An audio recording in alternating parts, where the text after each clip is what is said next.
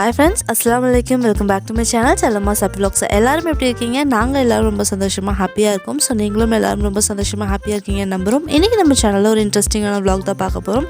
எனக்கு தெரிஞ்ச சில விஷயங்களெல்லாம் உங்கள் கூட ஷேர் பண்ணியிருக்கேன். உங்களுக்கும் அது ரொம்ப யூஸ்ஃபுல்லாக இருக்கும்னு நினச்சி தான் ஷேர் பண்ணியிருக்கேன். ஸோ இப்போ வாங்க வீடியோக்குள்ளே போகலாம். இது முந்தின நாள் மார்னிங் பார்த்திங்கன்னா அரிசி ஊற வச்சுக்கிட்டு இருக்கேன் இட்லிக்காக. இது பார்த்திங்கன்னா மாப்பிள்ளை சம்பா அரிசி. ஸோ மாப்பிள்ளை சம்பா அரிசி ரொம்ப ரொம்ப ஹெல்த்தி. அதனால தான் நான் இந்த தடவை வாங்கியிருந்தேன். ஸோ இதை பற்றின ஒரு இன்ட்ரெஸ்டிங்கான ஒரு விஷயம் படித்தேன். ஸோ அதை உங்கள் கூட நான் ஷேர் பண்ணிக்கிறேன். இப்போது இந்த மாப்பிள்ளை சம்பா அரிசி பார்த்திங்கன்னா நம்ம தமிழ்நாட்டில் தான் விளைவிக்கிறாங்க. இதை விளைவிக்கிறதுக்கு பார்த்திங்கன்னா பூச்சிக்கொல்லி மருந்து எதுவுமே தேவைப்படாதாமா. அதே மாதிரி பழைய காலத்தில் புது மாப்பிள்ளையாக இருப்பாங்கள்ல, அவங்களுக்கு தான் இந்த மாப்பிள்ளை சம்பா அரிசி கொடுப்பாங்களாமா. எதுக்குன்னா பழைய காலத்தில் புது மாப்பிள்ளைகளுக்கு இந்த வீர விளையாட்டெல்லாம் சிலது வைப்பாங்களாமா. அதாவது நம்ம பழைய படத்துலலாம் பார்த்துருப்போம். எப்படின்னு கேட்டிங்கன்னா பெரிய ஒரு கல் இருக்கும், பாறை மாதிரி இருக்கும், அதை தூக்கி பின்னாடி போடுவாங்க. ஸோ சரத்குமார் படத்துலலாம் கூட நம்ம பார்த்துருப்போம். அந்த விளையாட்டெல்லாம் வைப்பாங்களாமா. ஸோ அந்த டைமில் அவங்களுக்கு ரொம்ப அவங்க ஹெல்த்தியாகவும் அவங்களோட தசையெல்லாம் ரொம்ப ஸ்ட்ராங்காக இருக்கணும் அப்படிங்கிறதுக்காக இந்த மாப்பிள்ளை சம்பா அரிசி தான் அவங்களுக்கு ஃபஸ்ட்டு நிறைய கொடுப்பாங்களாமா. ஸோ அந்த மாதிரி யூஸ் பண்ண அரிசி தான் மாப்பிள்ளை சம்பா அரிசி ரொம்ப ரொம்ப ஹெல்த்தி அப்படின்னு சொல்கிறாங்க. ஸோ இதுதான் நான் படித்த இன்ட்ரெஸ்டிங்கான ஃபேக்ட்டு. எனக்கு ரொம்ப பிடிச்சிருந்துச்சு, ரொம்ப இன்ட்ரெஸ்டிங்காக இருந்துச்சு. அதனால தான் உங்கள் கூட ஷேர் பண்ணணும்னு நினச்சிருந்தேன். இதோட அளவு பார்த்திங்கன்னா 2 கப் அளவு இட்லி அரிசிக்கு 2 கப் அளவு மாப்பிள்ளை சம்பா அரிசி எடுத்திருக்கேன். அடுத்ததாக 1 கப் அளவு உளுந்து எடுத்திருக்கேன். 1 டீஸ்பூன் அளவு வெந்தயம் எடுத்து தனித்தனியாக ரெண்டையும் ஊற வச்சுருக்கேன். நீங்கள் ஒட்டுக்கா கூட ஊற வச்சுக்கலாம். நான் போன விலாக்லேயே சொன்ன மாதிரி பார்த்திங்கன்னா இந்த பாரம்பரியமான அரிசிகள் எல்லாமே கொஞ்சம் நேரம் டைம் எடுத்து தான் ஊற வைக்கணும். ஸோ நான் காலையில் ஊற வச்சதை நெய்ட்டு தான் மாவு ஆட்டி எடுத்துக்க போகிறேன்.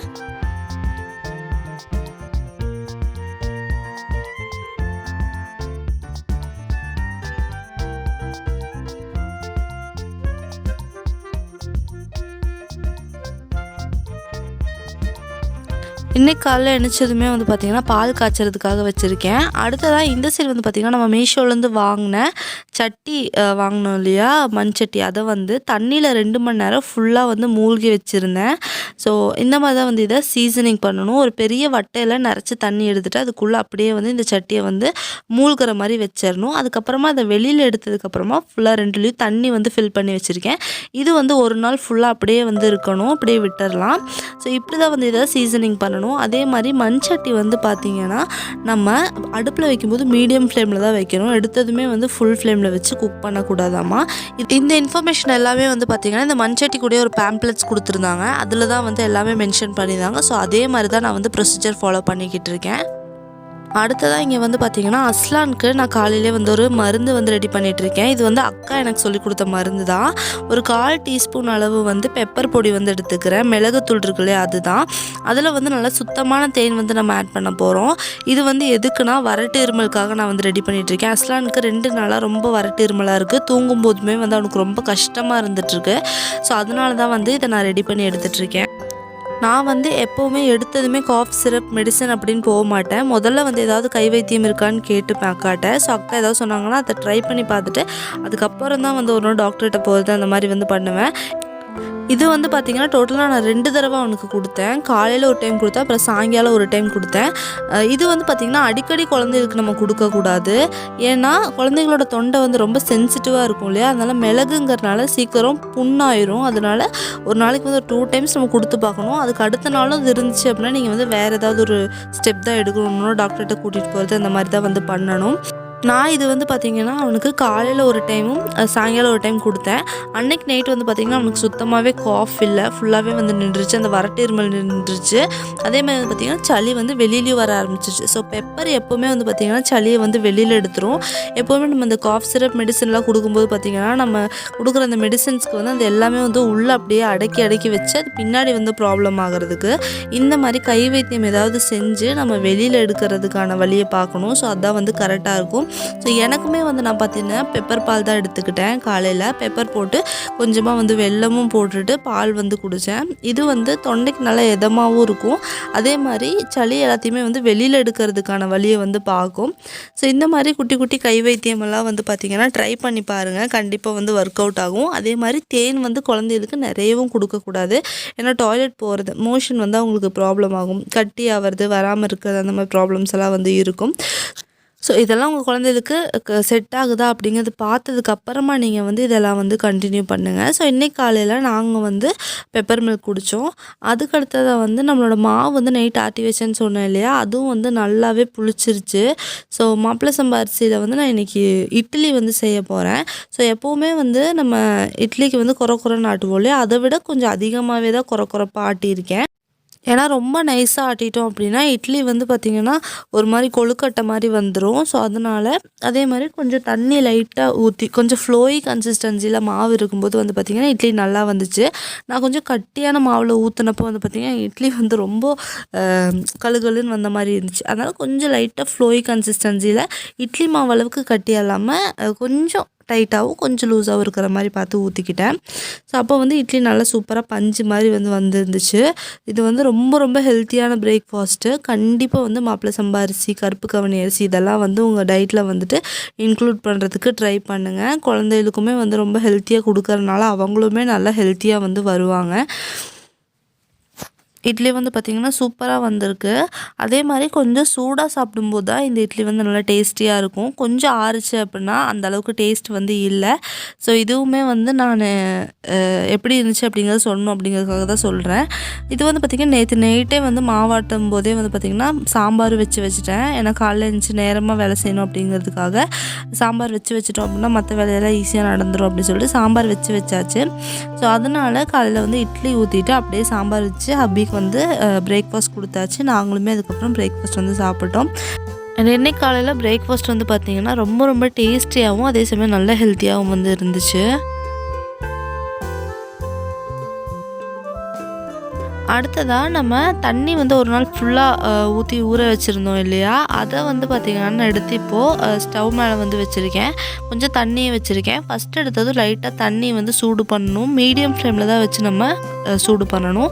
சூடு பண்ணி அதை நல்லா சூடேறின அப்புறமா சட்டி வந்து பார்த்திங்கன்னா தொடருக்கு அந்தளவுக்கு சூடு இருக்காது, ஓரளவுக்கு ஃபுல்லாக சூடாக இருக்கும். அந்த தண்ணியை வெளியில் ஊற்றிட்டு அதுக்கப்புறமா நம்ம நார்மலாக குக் பண்ணுற மாதிரி குக் பண்ணிடலாம். ஸோ நான் வந்து என்ன நினச்சேன்னா முதல்ல மண் சட்டியில் வந்து மீன் குழம்பு வைக்கலாம் அப்படின்னு நினச்சேன். ஆனால் ஹபிக்கு வந்து டியூட்டி இப்போ கொஞ்சம் இதாக போயிட்டுருக்கறனால எனக்கு வந்து மீன் வாங்க முடியல. இங்கே வந்து மீன் வாங்கணும் அப்படின்னு சொன்னால் சண்டே மட்டும் தான் வாங்க முடியும். அப்போ தான் ஃப்ரெஷ்ஷாக வரும். அதே மாதிரி பார்த்திங்கன்னா ரொம்ப தூரம் இருக்குது அந்த மீன் மார்க்கெட். ஸோ அங்கே போய் கிடைக்கும்போது நல்லா ஃப்ரெஷ்ஷாக மீன் கிடைக்கும் சொல்லிட்டு அங்கே தான் போய் வாங்கிட்டு வருவாங்க. ஸோ அதனால் வந்துட்டு மீன் வாங்குறதுக்கு முடியல. அதனால் நான் இன்றைக்கி வந்துட்டு புளிக்குழம்பு மாதிரி தான் வைக்க போகிறேன். எக் ஆம்லேட் கறி தான் வந்து வைக்க போகிறேன். ஸோ ஒரு சட்டி வச்சு அது சூடானதும் நல்லெண்ணெய் போட்டிருக்கேன். நல்லெண்ணெயில் ஒரு 6 பல் பூண்டும் 2 பெரிய சைஸ் வெங்காயமும் போட்டு நல்லா வணக்கிட்டு இருக்கேன். மண்சட்டி வந்து பார்த்திங்கன்னா மீடியம் ஃப்ளேம்லேயே வந்து பார்த்திங்கன்னா நல்லா சூடாக இருந்துச்சு. சீக்கிரம் எல்லா பொருளுமே வதங்கி கிடச்சிது. இப்போ வந்து 3 பெரிய சைஸ் தக்காளி வந்து எடுத்திருக்கேன். அதையும் வந்து இதில் ஆட் பண்ணிக்கிறேன். தக்காளி சீக்கிரம் வணங்குறதுக்காக கொஞ்சமாக உப்பும் போட்டுட்டு இதை க்ளோஸ் பண்ணி வச்சு நம்ம நல்லா வதக்கி விட்டுடலாம். இது நல்லா க்ளோஸ் பண்ணி விட்டதுமே நல்லா சீக்கிரமாக வணங்கி கிடச்சிருச்சு. அதுக்கப்புறமா இதில் தேவையான அளவு மசாலாவில் வந்து ஆட் பண்ணிக்கலாம். கொஞ்சமாக மஞ்சள் தூளும் ஒரு 2 டீஸ்பூன் அளவு குழம்பு மிளகாய் தூள் தான் நான் ஆட் பண்ணியிருக்கேன். ஆட் பண்ணிவிட்டு இதை நல்லா வந்து வணக்கி விட்டுடலாம். இது 5 நிமிஷத்தில் நல்லா வணங்கி கிடச்சிச்சு. இதை வந்து நல்லா ஆற விட்ட அப்புறமா நம்ம வந்து அரைச்சி எடுத்துக்க போகிறோம். இங்கே வந்து ஆம்லேட் போடுறதுக்காக ஆனியனும் கொஞ்சமாக வந்து பச்சை மிளகாய் வேணால் நீங்கள் சேர்த்துக்கலாம். நான் வந்து பெப்பர் பவுடர் ஆட் பண்ண போகிறேன். அதனால் 2 பெரிய வெங்காயமும் கொஞ்சம் உப்பு கொஞ்சமாக பெப்பர் பவுடர் ஆட் பண்ணிவிட்டு முட்டை வந்து போட்டு எடுத்துக்கிட்டேன் ஆம்லேட் மாதிரி. அதுக்குள்ளே இங்கே அந்த கடாயில் வந்துட்டு வச்சுருந்த பொருளெல்லாம் வந்து அரைச்சி எடுத்துகிட்டு வந்துட்டேன். திருப்பியும் அதே சட்டி வச்சு அதில் வந்துட்டு நல்லெண்ணெய் சேர்த்துக்கிட்டேன். அதுக்கப்புறம் கடுகு, ஜீரகம், வெந்தயம் இதெல்லாம் சேர்த்துட்டு நம்ம அரைச்சி வச்சுருந்தோம் இல்லையா அந்த பேஸ்ட்டையும் வந்து ஆட் பண்ணிட்டேன். வெங்காயம் தக்காளி பேஸ்ட்டை ஆட் பண்ணிட்டு நல்லா வணக்கி விட்டுட்ருக்கேன். அது எண்ணெய் பிரிஞ்சதும் அதில் ஒரு மீடியம் சைஸ் அளவு புளி எடுத்திருக்கேன். அதை வந்து ஆட் பண்ணிட்டு அதையும் நல்லா மிக்ஸ் பண்ணி விட்டுட்டு இது எண்ணெய் பிரியிற அளவுக்கு இதை வந்து நல்லா வந்து கொதிக்க விட்டுடலாம். இந்த ஸ்டேஜில் தண்ணி உங்களுக்கு எந்த அளவுக்கு வேணுங்கிறது பார்த்துட்டு ஆட் பண்ணிக்கோங்க. இந்த குழம்பு கொஞ்சம் தண்ணி மாதிரி வச்சா மட்டும்தான் நம்ம வச்சு முடிக்கும்போது பார்த்திங்கன்னா நல்லா கட்டியாயிரும். அதுக்காக தான். இப்போ வந்து பார்த்திங்கன்னா நல்லா சீக்கிரம் வந்து சூப்பராக வந்து கொதிச்சிருச்சு. ஸோ மண் சட்டி வந்து பார்த்திங்கன்னா ரொம்பவே நல்லாயிருக்கு. இதில் குக் பண்ணுறது ஹெல்த்தி ஒன்று இருக்குது. அதே மாதிரி வந்து பார்த்திங்கன்னா சீக்கிரம் வேலை வந்து முடியுது. நார்மல் சட்டியில் வைக்கிறத விட மண் சட்டி வந்து சீக்கிரம் குயிக்காக வந்து வேலை முடியுது. ஸோ ரொம்ப ஹெல்த்தியான ஒரு விஷயம். கொஞ்சம் நம்ம மெயின்டைன் பண்ணுறதுக்கு கரெக்டாக பார்த்து மெயின்டைன் பண்ணிக்கிட்டோம் அப்படின்னா ரொம்பவே ஹெல்த்தியாக வந்து நம்ம சாப்பிட முடியும். ஸோ கண்டிப்பாக வந்து நீங்களும் வந்து வாங்கி யூஸ் பண்ணுங்கள் மண் சட்டியெல்லாம். அடுத்தது நம்ம போட்டு வச்ச ஆம்லெட் எல்லாத்தையும் வந்து நான் இதில் ஆட் பண்ணிவிட்டு சும்மா மிக்ஸ் பண்ணி விட்டுட்டு அவ்வளோதான். இது ஒரு 2 மினிட்ஸ் கொதிச்சதுக்கப்புறமா நம்ம வந்து ஆஃப் பண்ணி இறக்கிடலாம். இறக்கும்போது பார்த்திங்கன்னா கொஞ்சமாக கொத்தமல்லி இலை வந்து ஆட் பண்ணிக்கோங்க. அக்கா வந்து என்ன சொன்னாங்கன்னா மண் சட்டியில் வந்து 5 நிமிஷத்துக்கு முன்னாடியே நீ ஆஃப் பண்ணிடலாம். ஏன்னா அந்த கொதி வந்து நிற்காமே தான் இருக்கும், கொதிச்சிட்டே தான் இருக்கும்னு சொன்னாங்க. அதே மாதிரி வந்து பார்த்திங்கன்னா நான் ஆஃப் பண்ண அப்புறமும் பார்த்திங்கன்னா தெரியும் நான் ஆஃப் பண்ணிட்டேன் ஆல்ரெடி. வந்து பார்த்திங்கன்னா உள்ளே அந்த பபிள்ஸ் வந்துக்கிட்டே தான் இருக்குது. கிட்டத்தட்ட 3 மினிட்ஸ் கிட்ட அந்த பபிள்ஸ் வந்து அப்படியே இருந்துகிட்டே இருந்துச்சு. நல்லா சூடாகவே இருந்துச்சு குழம்பு ரொம்ப நேரத்துக்கு. இதுக்கும் இங்கே வந்து நல்லாவே குளிராக இருக்குது. அப்போவுமே வந்து பார்த்திங்கன்னா சூப்பராக வந்து சூடு இருந்துச்சு குழம்புல. இப்போ ஒரு 1/2 அன் ஹவர் மேலே ஆயிடுச்சு. அதுக்கப்புறம் தான் நான் வந்து ஓப்பன் பண்ணி காட்டுறேன். குழம்பு நம்ம எந்த அளவுக்கு தண்ணியாக வச்சோம் பாருங்கள், எந்த அளவுக்கு கட்டியாயிருக்கு பாருங்கள். சூப்பராக கட்டியாயிடுச்சு. குழம்பு டேஸ்ட்டுமே வந்து பார்த்திங்கன்னா வேறு லெவலில் இருந்துச்சு.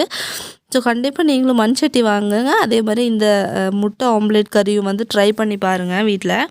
அடுத்ததாக சாப்பிட்டெல்லாம் முடிச்ச அப்புறமா கொஞ்சம் வேலை இருந்துச்சு. என்னென்னு பார்த்தீங்கன்னா கொஞ்சம் தால் ஸ்பைசஸ் கிராசரி ஐட்டம்ஸ் எல்லாம் வாங்கிட்டு வந்திருந்தாங்க.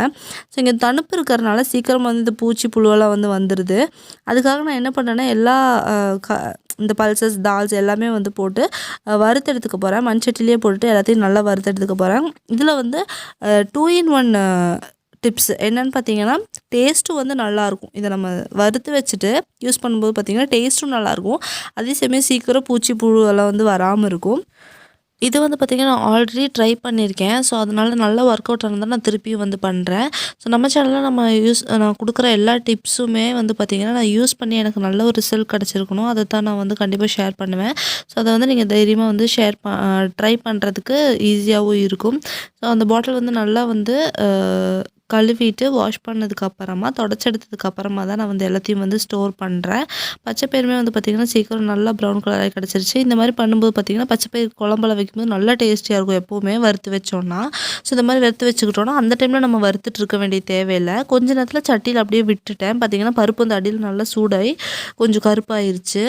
ஸோ இதை வந்து நான் ஒரு பாக்ஸில் போட்டு நல்லா ஸ்டோர் பண்ணிக்க போகிறேன். இது எவ்வளோ நாள் ஆனாலும் நமக்கு அப்படியே வந்து இருக்கும், ப்ராப்ளமே இல்லை. பச்சைப்பயிறு வந்து இதாகிருச்சு. ஸோ பச்சைப்பயிறு இது பண்ணதுக்கப்புறமா சட்டி வந்து நல்லா தொடச்செடுத்துக்கிட்டேன். தொடச்செடுத்தப்புறம் இப்போ நம்ம எது வந்து சூடு பண்ண போகிறோம் அப்படின்னா ராகி மாவு வந்து சூடு பண்ணி எடுத்துக்க போகிறேன். ராகி மாவும் வந்து பார்த்திங்கன்னா நம்ம இந்த மாதிரி வறுத்து எடுத்துக்கிட்டோன்னா ரொம்ப நாள் வந்து கெட்டு போகாமல் இருக்கும், பூச்சி எதுவும் வராமல் இருக்கும். அதே மாதிரி வந்து பார்த்திங்கன்னா நமக்கு கூழ் செய்யும் போதோ இல்லை ஆப்பம் தோசையெல்லாம் சுடும்போது நமக்கு வறுத்துட்ருக்கணுங்கிற அவசியம் இருக்காது. ஈஸியாக நம்ம எடுத்து டக்கு டக்குன்னு செய்கிற மாதிரி இருக்கும். ஸோ அதுக்காக தான் வந்து பார்த்திங்கன்னா ராகி மாவையும் வந்து நான் நல்லா வறுத்து எடுத்துக்கிட்டேன். ஒரு 10 மினிட்ஸ்லேயே வந்து நல்லா வறுத்து சூடாயிருச்சு. அதுக்கப்புறமா நம்ம வந்து இது நல்லா ஆறுனதுக்கப்புறமா டப்பாவில் வந்து போட்டு வைக்கணும். சூடாகவே வந்து போட்டு வச்சிடக்கூடாது. ஸோ பச்சைப்பயிறு வந்து பார்த்திங்கன்னா ஆல்ரெடி ஒரு பாக்ஸில் கொஞ்சம் இருந்துச்சு. அதை வந்து நான் வேறு பிளேட்டுக்கு வந்து மாற்றிட்டேன். இது வந்து வேறு ஏதாவது கண்டெய்னரில் ஸ்டோர் பண்ணிக்கலாம். எப்போவுமே இந்த மாதிரி வந்துட்டு பழசு இருந்துச்சு அப்படின்னா அதை வந்து வேறு இதில் மாற்றிட்டோ இல்லை வந்து புதுசாக வந்து ஃபஸ்ட்டு நல்லா நீட் பண்ணி கொட்டினதுக்கப்புறமா அதுக்கு மேலே கூட போட்டு வச்சுருங்க. அப்போ நம்ம முதல்ல வந்து பழைய இது வந்து தீர்த்துருவோம். அதுக்காக தான் சொல்கிறேன். ஸோ பழைய இதுலேயே வந்து புதுசையும் கொட்டி வைக்கும்போது பார்த்திங்கன்னா அதில் பூச்சியோ இல்லை இதோ இருந்துச்சுன்னா இதுவும் சேர்ந்து வந்து ஸ்பாயில் ஆயிரும். அதுக்காக தான். ஸோ இப்போ நான் நீட்டாக அந்த பவுலில் தொடச்சி வச்சதுக்கப்புறமா நான் அதில் வந்துட்டு பச்சைப்பயிரை வந்து மாற்றிக்கிட்டேன். இந்த சைடு வந்து பார்த்திங்கன்னா ராகியும் நல்லா சூடாகிடுச்சு. ஆஃப் பண்ணிட்டேன். ஆஃப் பண்ணிட்டு ஒரு 2 மினிட்ஸ் அதுலேயே சூடாக இருக்கட்டும் அப்படின்னு சொல்லிட்டு விட்டுட்டேன். அடியில் மட்டும் பிடிச்சிரும், அதனால லைட்டாக வந்து கிண்டி விட்டுக்கணும். இப்போ வந்து பச்சைப்பயிறு வந்து புதுசாக இருக்கிறதெல்லாம் கொட்டிட்டு பழசை தனியாக எடுத்து மாற்றி வச்சுக்க போகிறேன்.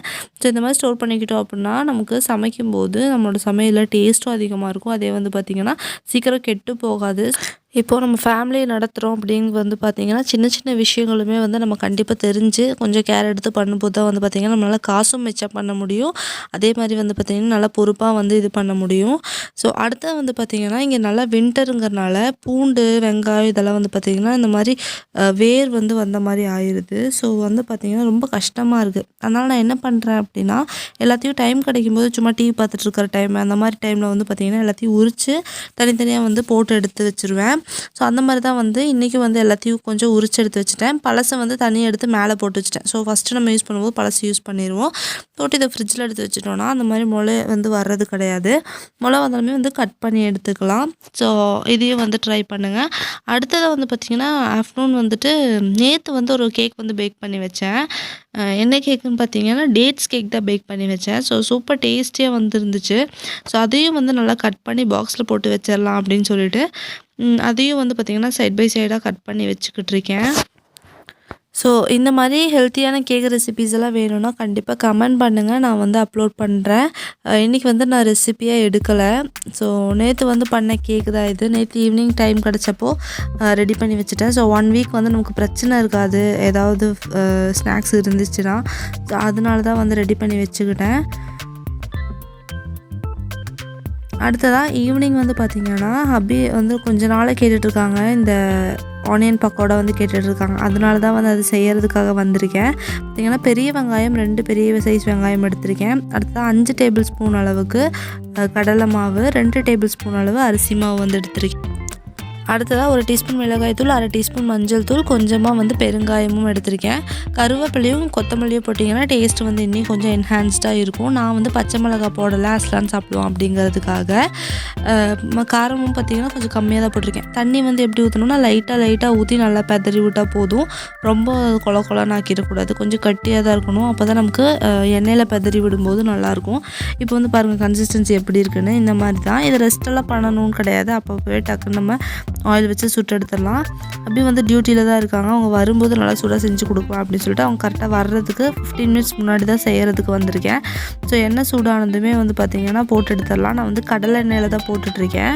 ஸோ ஃப்ரைட் ஐட்டம்ஸ் எல்லாம் வந்து பார்த்திங்கன்னா மந்த்லி ஒன்ஸ் எல்லாம் வந்து சாப்பிட்லாம் தாராளமாக. வீட்டில் செஞ்சு சாப்பிட்றது ஒன்றுமே பிரச்சனை கிடையாது. வெளியிலேருந்து வாங்கி சாப்பிட்றது ரொம்ப கெட்டதாக இருக்கும். ஆனால் வீட்டில் வந்து செஞ்சு சாப்பிட்றோம் அப்படின்னா ரொம்பவே ஹெல்த்தி தான். மாதத்தில் ஒரு தடவை இல்லை 2-3 டைம் கூட நீங்கள் செஞ்சு சாப்பிட்லாம். ஸோ நான் வந்து கடலை எண்ணெயில் வறுத்தெடுத்துக்கிட்டுருக்கேன். அதனால் கொஞ்சம் கோல்டன் ப்ரௌன் ஆகிற மாதிரி ஆனதும் நம்ம வந்து எடுத்துடலாம். இது வந்து ரொம்ப கிறிஸ்பியாக நல்ல டேஸ்டியாக வந்திருக்கும். பேக்கிங் சோடாலாம் நான் ஆட் பண்ண மாட்டேன். கொஞ்சம் அதோட டிஃப்ரென்ஸ் தெரியும், இருந்தாலுமே நான் வந்து ஆட் பண்ண மாட்டேன். அடுத்தது டிஷ்யூ பேப்பர் வச்சுருக்கிற ஒரு பவுலுக்கு வந்து இதை மாற்றி எடுத்துடலாம். ஸோ அவ்வளோதான். இன்றைக்கி ஈவினிங் ஸ்நாக் வந்து இதுதான் செஞ்சு கொடுத்தேன். ரொம்ப டேஸ்டியாக இருந்துச்சு அப்படின்னு சொல்லி சொன்னாங்க. அப்படியே வர்றதுக்குள்ளே வந்துட்டு சாயாவும் வச்சிடலாம் அப்படின்னு சொல்லிட்டு அது பஜ்ஜி போடவே வந்து பார்த்திங்கன்னா இங்கே பாலில் டீ பவுட்ரு போட்டு இஞ்சி தட்டி வச்சுருந்தேன். இஞ்சி சாயா குடிக்கிறாங்க போல் இருந்துச்சு. ஸோ இஞ்சியும் தட்டி வச்சது போட்டு ரெடி பண்ணி வச்சுட்டேன். ஸோ அவங்க வந்ததும் வந்து பார்த்திங்கன்னா சாயை வச்சு சூடு பண்ணி கொடுக்கறது மட்டும்தான் வேலை. ஸோ ஆனியன் பக்கோடா வந்து பாருங்கள் சூப்பராக இருக்குது. ஸோ கேரளாவில் வந்து பார்த்திங்கன்னா கோழி வடை அப்படின்னு சொல்லி சொல்லுவாங்க. நல்லா கிறிஸ்பியாகவும் நல்லா டேஸ்டியாகவும் இருக்கும். டீயும் வந்து பார்த்திங்கன்னா நல்லா சூப்பராக ரெடி ஆயிடுச்சு. ஸோ இன்றைக்கி ஈவினிங் வரைக்கும் தான் வந்து விலாக் எடுத்தேன். எனக்கு வந்து நைட் வரைக்கும் விலாக் எடுக்கணும் அப்படின்னு தான் ஆசை. ஆனால் வந்து பார்த்திங்கன்னா எடுக்க முடியல. ஏன்னு கேட்டிங்கன்னா வீடியோ ரொம்ப லென்த்தாக போயிட்டு இருந்துச்சு. ஸோ நைட் வந்து பார்த்திங்கன்னா சப்பாத்தி சுட்டுட்டேன். எக் ஆம்லேட் கறி வந்து இருந்துச்சு கொஞ்சம், அதை வச்சு அட்ஜஸ்ட் பண்ணிக்கிட்டோம் நைட்டு. ஸோ இப்படி தான் இன்றைக்கி பார்த்த வீடியோ வந்து உங்களுக்கு ஹெல்ப்ஃபுல்லாக இருந்திருக்கும் நம்புகிறேன். அப்படி இந்த வீடியோவில் உங்களுக்கு ஏதாவது ஹெல்ப்ஃபுல்லாக இருந்துச்சு, பிடிச்சிருந்தது அப்படின்னா கண்டிப்பாக நம்ம சேனலை சப்ஸ்கிரைப் பண்ணி எனக்கும் உங்கள் சப்போர்ட்டை கொடுங்க. அண்ட் இன்னும் நிறைய வீடியோஸ் வந்து ஷேர் பண்ணுறதுக்கு நான் ட்ரை பண்ணுறேன். எனக்கு தெரிஞ்ச ரெசிபீஸ், எனக்கு தெரிஞ்ச டிப்ஸ் எல்லாமே நான் ஷேர் பண்ணுறதுக்கு ட்ரை பண்ணுறேன். அண்ட் இன்னொரு நல்ல வீடியோவோட உங்கள் எல்லாத்தையும் வந்து நான் மீட் பண்ணுறேன் இன்ஷா அல்லாஹ். அண்ட் நம்ம சேனலை மறக்காமல் சப்ஸ்கிரைப் பண்ணி அந்த பெல் ஐக்கானை கிளிக் பண்ணி வச்சுக்கோங்க. அப்போ தான் நான் போடுற வீடியோஸ் எல்லாம் உங்களுக்கு தொடர்ந்து வந்துட்டுருக்கும். ஸோ அடுத்த வீடியோவில் உங்கள் எல்லாத்தையும் வந்து மீட் பண்ணுற வரைக்கும் டாட்டா பாய் பாய். இந்த வீடியோவை ஃபுல்லாக தொடர்ந்து பார்த்தவங்க எல்லாத்துக்குமே ரொம்ப ரொம்ப தேங்க்ஸ்.